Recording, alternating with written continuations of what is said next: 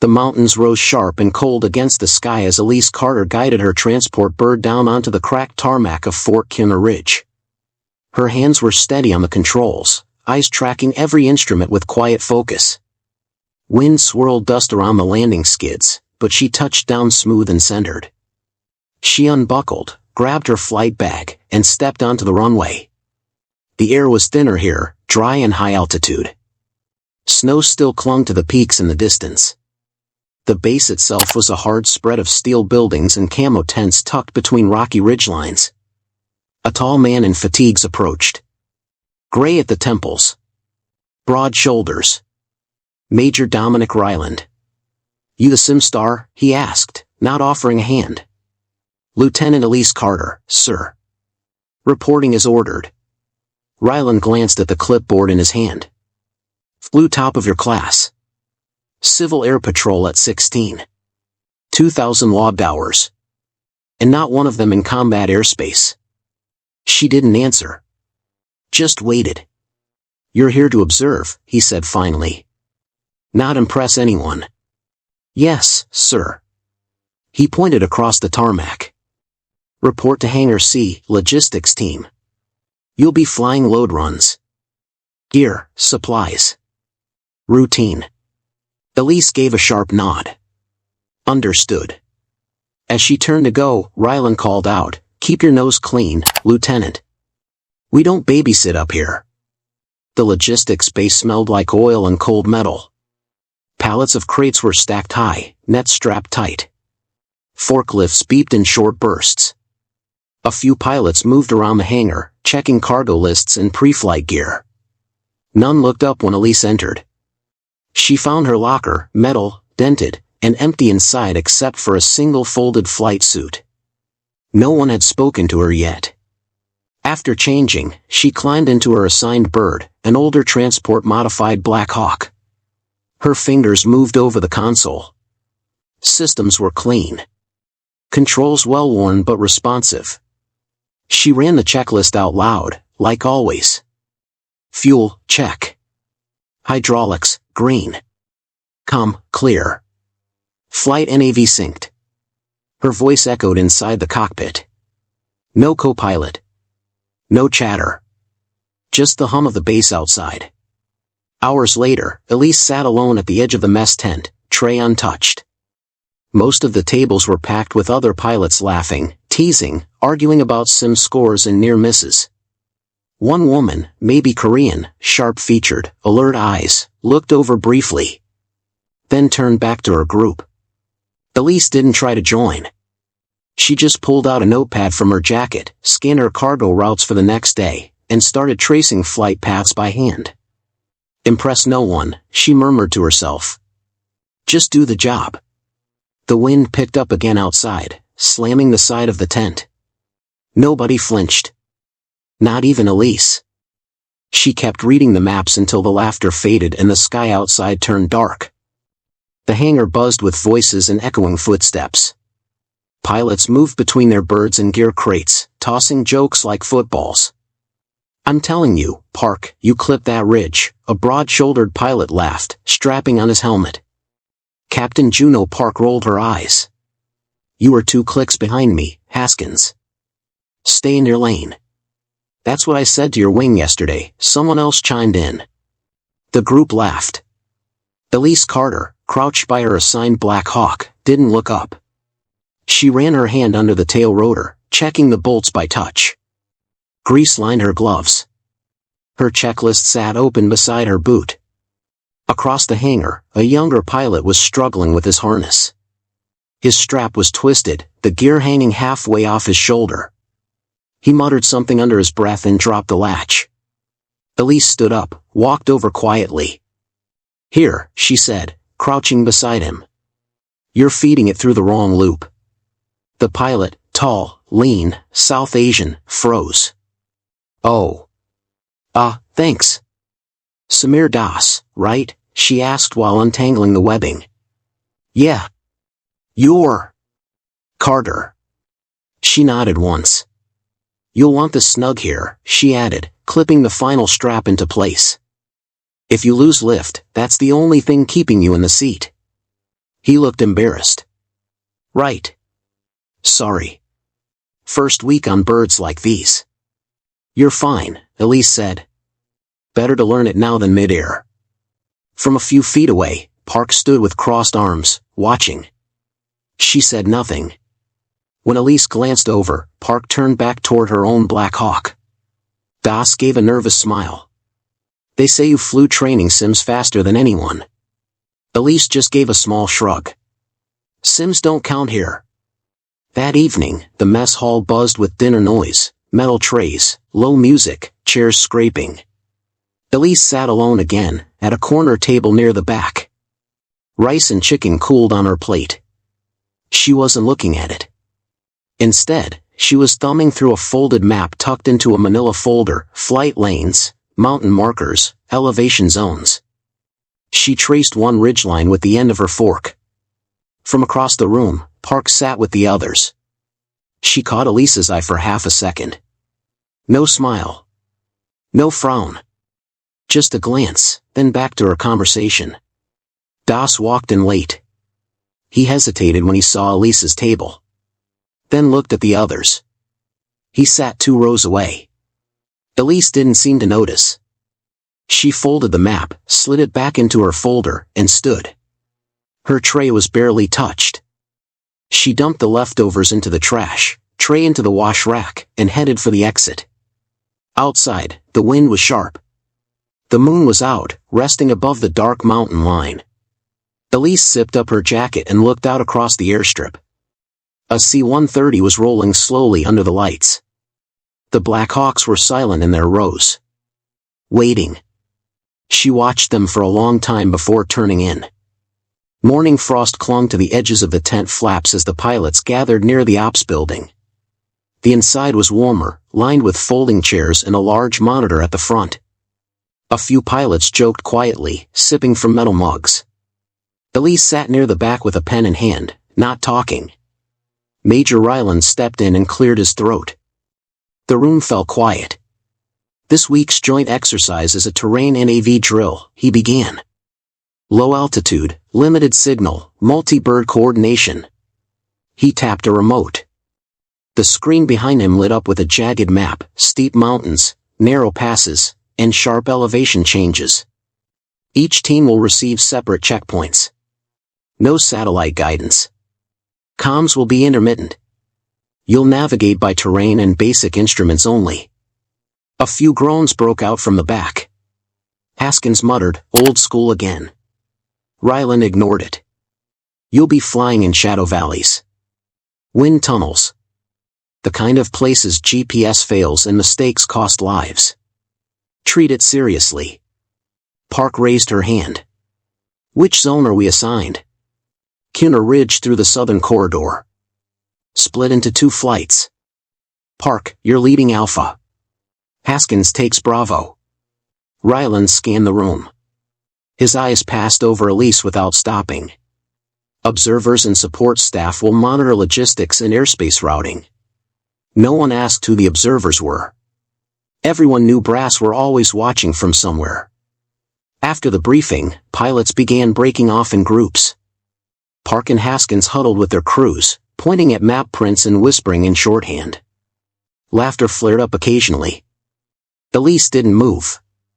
She stayed seated long after the chairs emptied. She pulled her own folded map from her jacket pocket and spread it flat across the table. Her finger traced the ridgeline, lips barely moving as she mouthed altitudes. She circled key passes, underlined sharp turns, marked possible wind shear zones. She didn't see Ryland walk by behind her. Later, back in the hangar, Park passed by Elise as she prepped gear. Flying supply again? Park asked casually. Looks like it. You read the terrain map for 20 minutes longer than anyone else. Elise gave a small shrug. Just want to know the ground in case something changes. Park studied her for a second, then moved on without comment. That night, the mess was quieter. Pilots were tired or focused. Elise sat alone again, eating slowly. The others talked quietly about checkpoints, weather shifts, and best routes. She took her time, then headed back to the ops tent. The room was dark now, except for a single overhead light. She turned it on, sat at the table, and reopened the map. She traced a narrow canyon again. Then erased a mark and drew a new route, one few others had mentioned. No one else was there. But Elise didn't seem to mind. She stayed until the wind picked up outside and the generator lights flickered. Then she folded the map neatly, clicked her pen closed, and walked out without a sound. The sky was already turning orange when the first rotor blades spun up. The mountain air felt thinner up here, colder too. Shadows stretched long across the landing strip as the flight teams lined up for takeoff. Elise stood beside her Black Hawk, helmet tucked under one arm, eyes on the horizon. Park's voice came through the comms, "Alpha Team, on ready. Launching Northeast Corridor."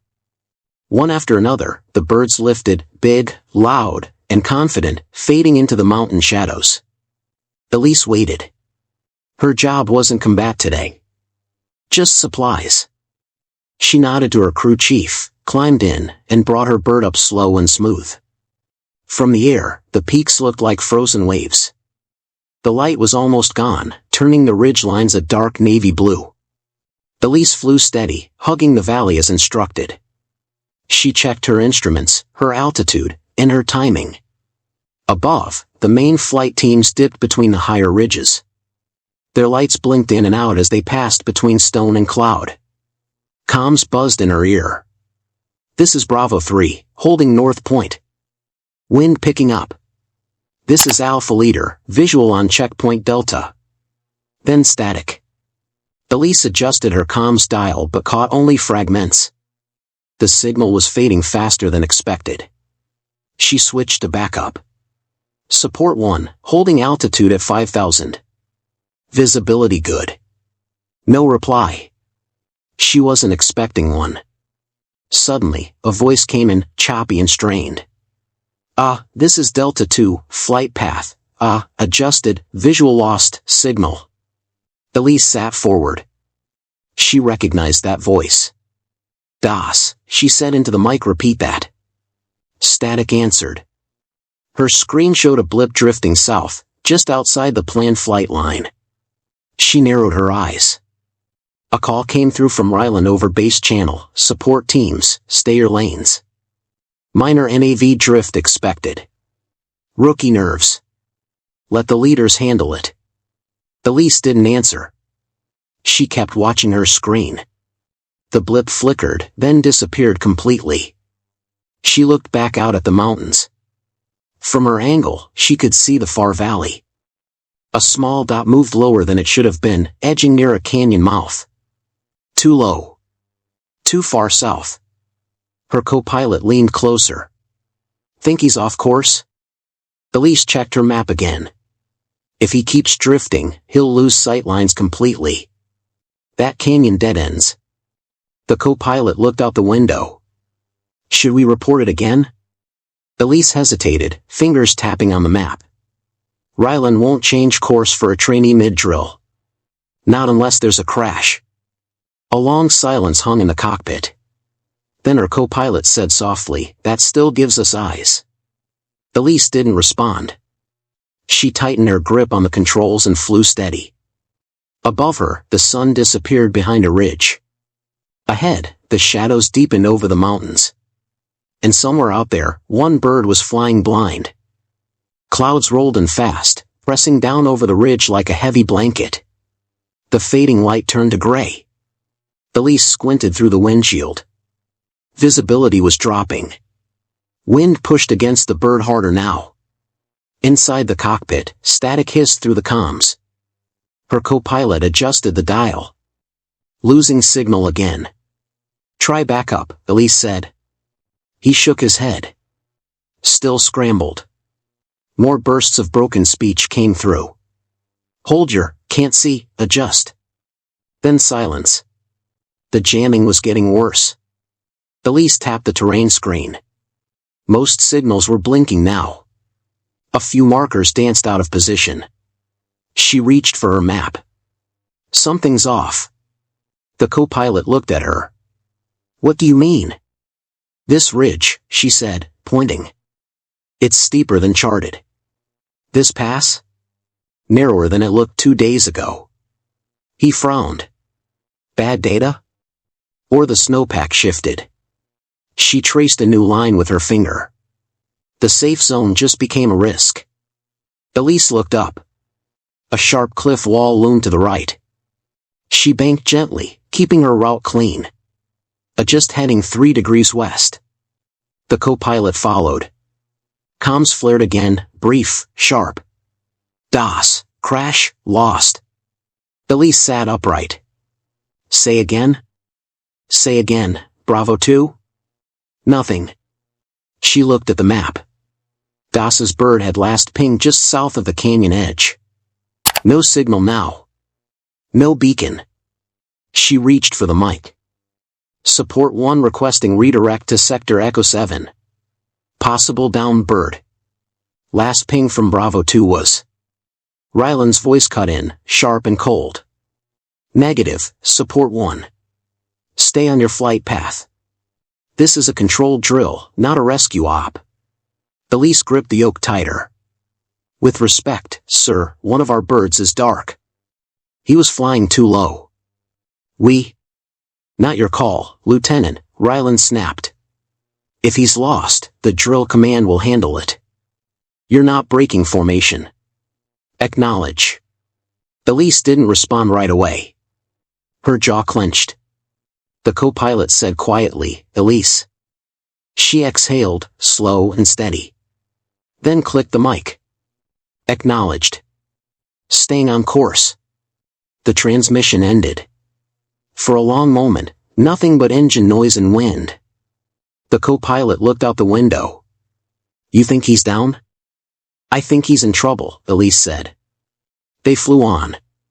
The mountain walls tightened around them. Wind shook the rotors. The map kept blinking. Every ridge looked the same in this light. Elise glanced down at her wrist compass.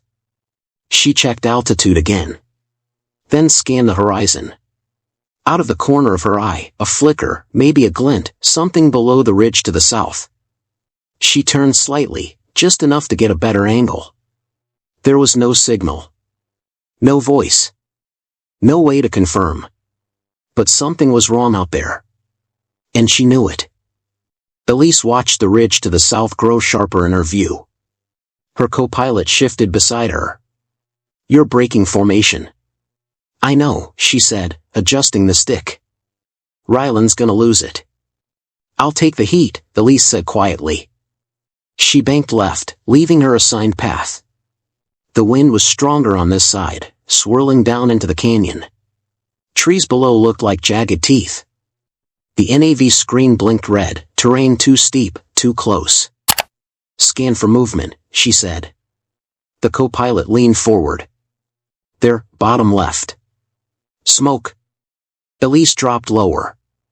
A thin curl of gray smoke rose from the trees, barely visible. Then she saw the bird, DOS's chopper, tilted hard against a slope in the ravine. Not wrecked, but grounded. No beacon, she muttered. DOS stood outside, waving something, a mirror or strip of foil.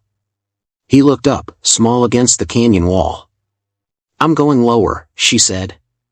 The co-pilot nodded. We're already in it. Let's go. Elise dropped altitude carefully. Turbulence slammed the rotors. The chopper rocked. She kept it steady. Open rear hatch, she ordered. A crewman moved fast. The door opened with a loud clack. Cold wind screamed in. She grabbed a flare gun from the side panel. Signal pass, she said. She fired once, bright red, over the trees. DOS looked up, nodded, and started moving. His co-pilot followed. They moved uphill slowly, climbing toward a clearing. Elise circled twice, guiding them with more flares and hand gestures. Up a little more, there, she whispered, eyes scanning every movement. When they reached the ridge, she dipped the chopper low, blades cutting the wind in sharp rhythms. She couldn't land, but she could mark the path. Once DOS and his partner cleared the tight terrain, they turned and gave a thumbs up. Elise pulled back, gaining altitude fast. The air above the ravine was rough. Her hands stayed firm on the controls. A warning light blinked, minor rotor stress. Nothing she couldn't manage. The co-pilot tapped the NAV. We're behind now. No, Elise said, eyes already shifting to a new route. We go East Ridge. Cross at the gap, drop into the final valley from the north. That's uncharted. I walked it yesterday. It's narrow but clear. He blinked, then nodded. Your call. They moved fast. The new route cut past two peaks, slicing through an unstable pocket of air. The chopper jolted. Snow lifted off the trees in waves. Elise kept it level. One last dip into the valley, and there it was. The final checkpoint. Empty. She was the first one there. Elise exhaled, hands finally loosening on the stick. She circled once, then brought the bird into hover mode. The co-pilot looked at her, wide-eyed. We made it. She gave a quiet nod. In the distance, other birds appeared over the ridge, late, off course. Elise didn't say a word. She just watched them land, one by one, behind her. The rotors hadn't even stopped spinning when Ryland stormed across the tarmac. Elise stepped down from the cockpit, helmet under her arm, eyes straight ahead. She could already see the anger in his stride. You think this is Top Gun? Ryland barked before she could speak. That you get to rewrite mission plans midair? Elise didn't flinch. Sir, I located DOS. You broke formation, he snapped. You disobeyed a direct order. We're not out here playing heroes. We're training for real-world conditions, discipline first, always. She opened her mouth, but Ryland turned away, already barking toward the hangar crew. Ground her. No flight clearance until further notice. Mechanics nearby slowed their movements. Everyone heard. Elise stood there, frozen, helmet still clutched tight. Park passed her without a word, eyes on the ground. A quiet nod, maybe, or maybe just guilt. She didn't look back. Inside the debriefing tent, DOS finally spoke up. She saved our skins, he said, standing beside Elise. Our NAV was off. If she hadn't doubled back. Ryland cut him off. That'll be all, DOS. But you were part of the problem, Ryland said. Your failure doesn't justify hers. DOS hesitated, looked at Elise, then lowered his head and walked out. She didn't stop him. No one would have listened anyway. The tent emptied. Elise stayed at the back for a moment longer, alone with her thoughts. That night, she sat on her bunk, staring at the floor. The room was dim, quiet. No one came by. She heard laughter from the far side of the hall, other pilots joking about the day's run.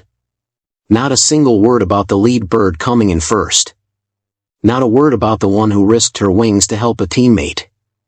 She took off her boots slowly, placed them side by side. Her flight suit still smelled like mountain air and hot metal. Her hands had stopped shaking, but her chest felt heavy. Not anger. Just weight. Disappointment. She pulled a thin blanket over her lap and leaned against the cold wall. On the small table beside her, a folded map still sat open. The alternate route she'd taken was marked in red pencil. Clean. Fast. Safe. She closed the map gently and slid it into her bag. Nothing more to do. Lights flickered once overhead.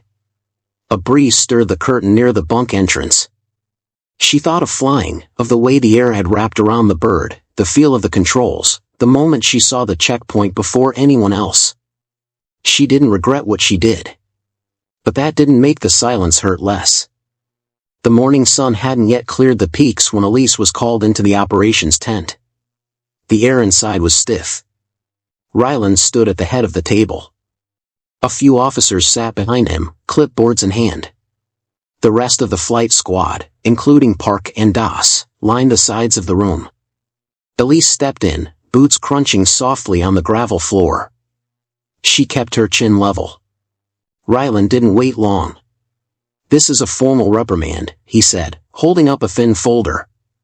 Elise Morgan, Lieutenant, disobeyed a direct order during a joint NATO exercise.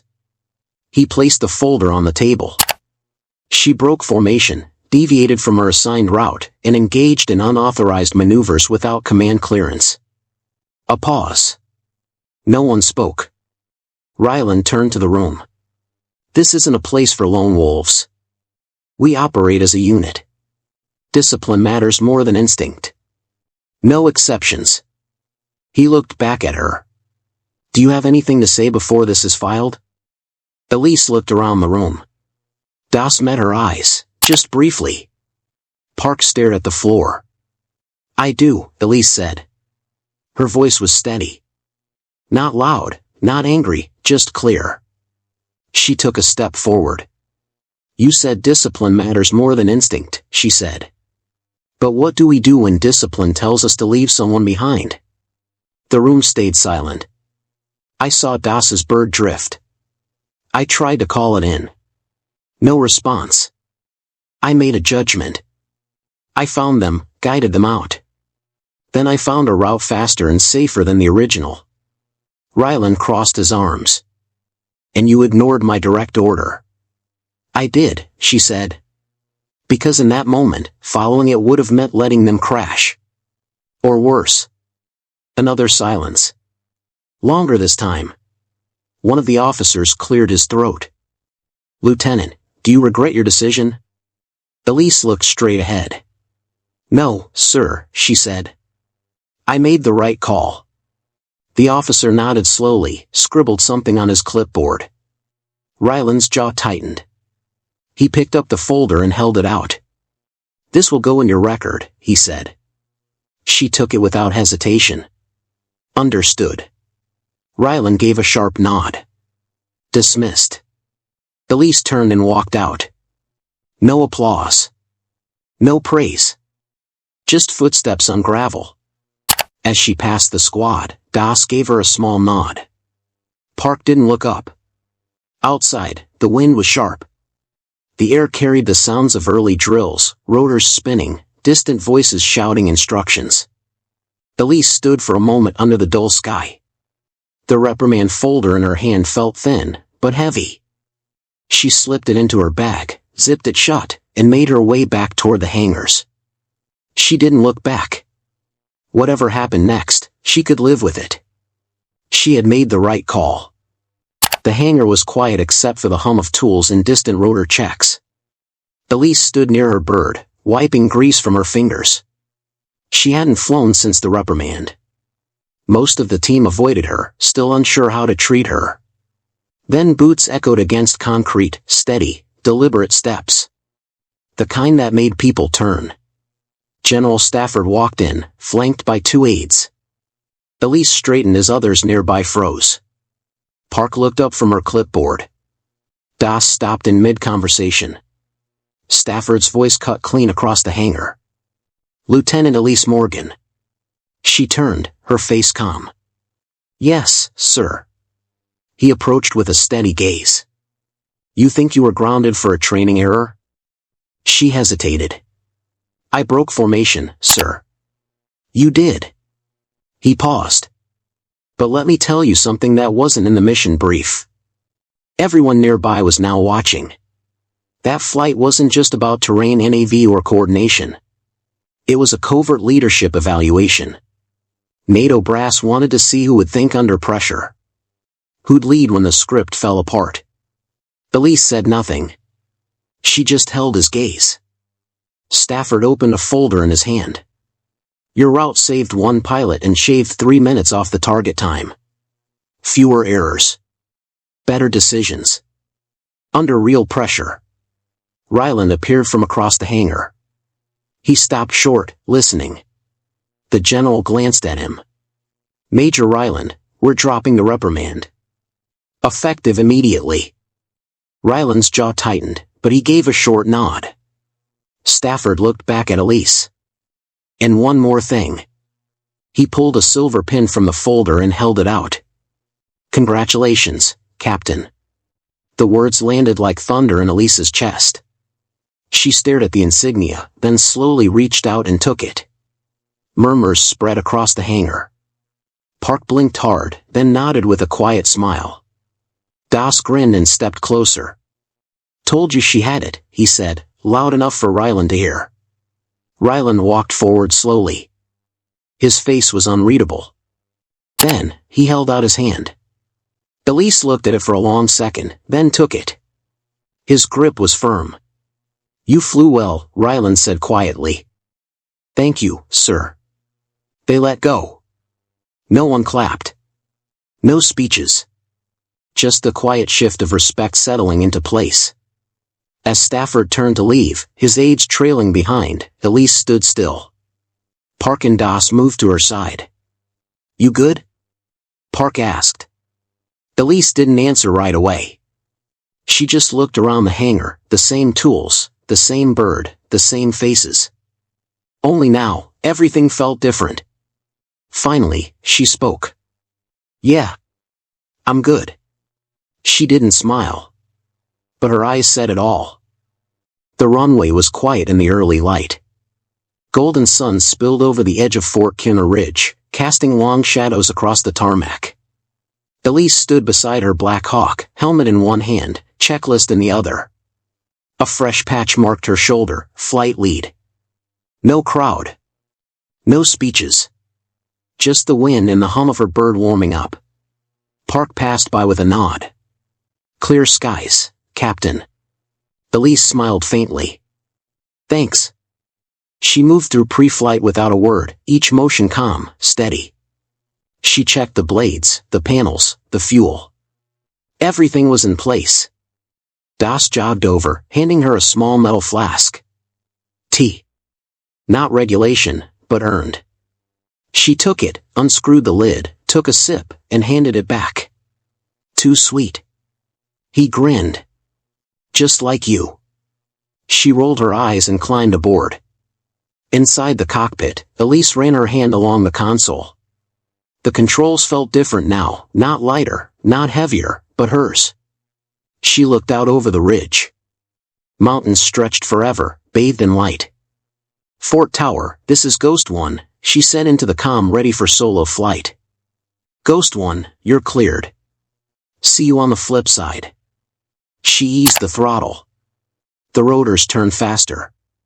Dust kicked up beneath her as the Black Hawk lifted from the ground, steady, strong. Elise didn't look back. She soared into the sky, cutting through the morning stillness like a blade. The base grew small behind her. No one needed to tell her she belonged. Not anymore. Now, she flew as herself, no proving, no pretending. A pilot at last. Not just in title, but in truth. If Elise's journey moved you, don't forget to like, share, and subscribe for more powerful stories of grit and leadership. Tell us in the comments, what moment hit you the hardest? Remember, true leadership isn't granted. It's earned, in silence, in storms, and sometimes, in the sky.